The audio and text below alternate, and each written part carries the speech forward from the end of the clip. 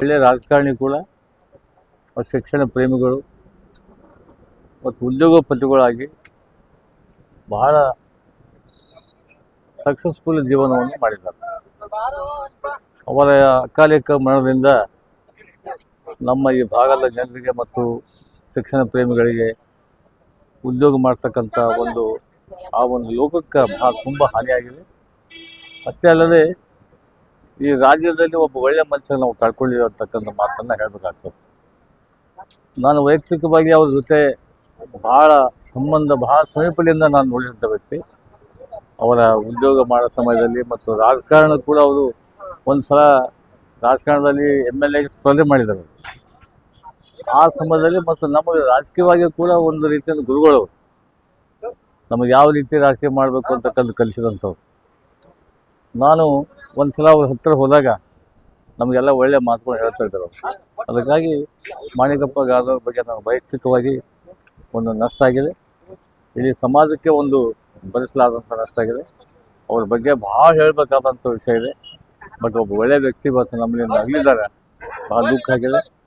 ಅದಕ್ಕೆ ಈ ಭಾಗದ ನಮ್ಮ ಜನರಿಗಾಗಲಿ, ನಮ್ಮ ಮನೆಯವರಿಗಾಗಲಿ ಮತ್ತು ಈ ನಮ್ಮ ಸಮೀಪದಲ್ಲಿದ್ದಂಥ ಜನಗಳಿಗೆ ಕೂಡ ಈ ದುಃಖ ಭರಿಸ್ತಕ್ಕಂಥ ಶಕ್ತಿಯ ದೇವರು ಕೂಡಲಿ ಮತ್ತು ಮನೆಯವರಿಗೆ ಕೂಡ ಆ ಒಂದು ದುಃಖ ಸಹಿಸ್ಕೊಳ್ತಕ್ಕಂಥ ಒಂದು ಸಮಾಧಾನ ದೇವರು ಮಾಡ್ಬೇಕಂತಕ್ಕಂಥ ನಾನು ಪ್ರಾರ್ಥಿಸ್ತೇನೆ. ನನ್ನ ಜೊತೆ ನಿಕಟವಾಗಿ ಭಾಳ ಸಂಬಂಧ ಇತ್ತು. ನನಗೆ ಹೇಳ್ತಿರೋದು, ನಾನು ನೌಕರಿ ಕೇಳೋಕೆ ಅವ್ರ ಹತ್ರ ಹೋಗಿದ್ದೆ. ನಾನು MA ಪಾಸ್ ಆದಮೇಲೆ ಅವ್ರಿಗೆ ಒಂದು ನೌಕರಿ ಕೊಡೋ ಯಾಕಂದರೆ ರೆಸಿಡೆಂಟ್ ಕೂರ್ಸ್ನವ್ರು ಅವಾಗ ಸರ್ಕಾರ ಮಂತ್ರಿ ಇದ್ದರು, ಇವರು ಅಪೆಕ್ಸ್ ಬ್ಯಾಂಕ್ ಡೈರೆಕ್ಟರ್ ಇದ್ದರು. ಒಂದು ಕ್ಲರ್ಕ್ ನೌಕರಿ ಕೇಳಕ್ಕೆ ಹೋಗಿದ್ದು ನಾವು ಸರ್. ಒಂದು ವೇಳೆ ನೌಕರಿ ಕೊಟ್ಟರೆ ನಾನು ಶಾಸಕನ ಆಗ್ತಿದ್ದಿಲ್ಲ. ಅವ್ರು ನೌಕರಿ ಕೊಡಲಿಕ್ಕೆ ನಾನು ಶಾಸಕ ಆಗಿನೇನೋ ಅಂತ ನನಗೊಂಥರ ಅವರು ಸತ್ಕಾರ ಸಮಾರಂಭದಲ್ಲಿ ಹೇಳಿದ್ರು. ನಾನು ಸುಭಾಷ್ ನೀನು ನೌಕರಿ ಕೊಟ್ಟರೆ ಕ್ಲರ್ಕ್ ಇರ್ತೀನಿ, ಇವತ್ತು ನೀನು ಶಾಸಕ ಆಗಿಲ್ಲಪ್ಪ, ನಾನು ಕೃಪೆಯಿಲ್ಲ ಅಂತಂದ್ರೆ ನಾವು ಒಪ್ಕೊಳ್ಳೋ ಮಾತಿಗೆ. ಹೀಗಾಗಿ ಗಾದವ್ರ ಬಗ್ಗೆ ನಾನು ಭಾಳ ಸಮೀಪದಿಂದ ಮತ್ತು ಅತಿ ನಮಗೆ ನಿಕಟ ಸಂಪರ್ಕ ಹೊಂದಿದಂಥವ್ರು, ಭಾಳ ಒಳ್ಳೆಯ ವ್ಯಕ್ತಿ ಮತ್ತು ಯಾರ ಬಗ್ಗೆನೂ ಕೂಡ ಒಂದು ಶತ್ರುತ್ವ ಭಾವನೆ ಇದ್ದಿಲ್ಲ.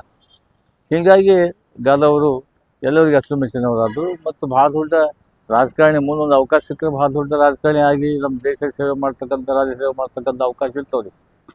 ಅದ್ರ ಮುಂದೆ ಅವರು ಆ ಚುನಾವಣೆ ಮುಗಿಸಿ ಕೊನೆಗೆ ಮತ್ತೆ ಪುನಃ ಅವರ ಉದ್ಯೋಗದಲ್ಲಿ ತಲ್ಲೀನರಾದರು, ಶಿಕ್ಷಣದಲ್ಲಿ ತಲ್ಲೀನರಾಗಿ ಶಿಕ್ಷಣ ಪ್ರೇಮಿಗಳಾಗಿ ಅವ್ರ ಜೀವನ ನಡೆಸ್ಕೊಂಡು ಬಂದರು.